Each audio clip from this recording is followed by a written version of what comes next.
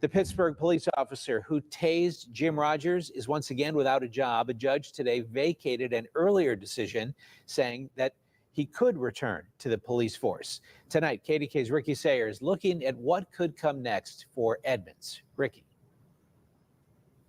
Yeah, well, the city police union has been arguing that this officer should keep his job, while the city has been arguing that he should lose his job. I spoke today with the executive director of the Independent Citizen Police Review Board about the ruling. Nearly 3 years later, and the video of Jim Rogers remains difficult to watch. I can't breathe. My breath. The video was released by an attorney who represents Rogers' family, a homeless man who police tased after he was accused of stealing a bike. They are horrendous to see. The inhumanity that we observe in those videos is just unconscionable. Rogers died at the hospital. Police were accused of delaying medical treatment for him until they could receive treatment themselves. The city settled with Rogers' family for $8 million and fired the officer who tased Rogers. Beth Pittenger is the executive director of the city's Independent Citizen Police Review Board. There's a whole lot of question around all of the officers that were on scene that day about what they did and what they didn't do. Neutral arbiter Mark Winters ruled in March that Officer Keith Edmonds should be reinstated to the force. He found Edmonds didn't violate city policy, but didn't exactly follow them either.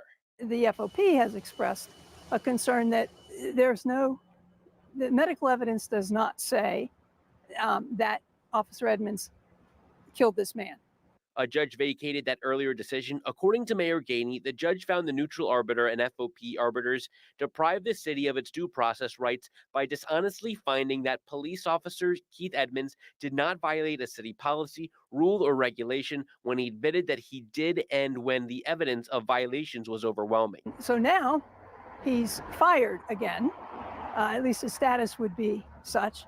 The police union called the ruling, quote, blatant deviation from legal precedent to insinuate that the panel was dishonest in any manner, is professionally unethical, and clearly without evidence. Pittenger isn't taking sides on if the judge made the correct ruling. It's part of the process, and both parties are entitled to that, and the FOP certainly has the right to make an appeal of that decision.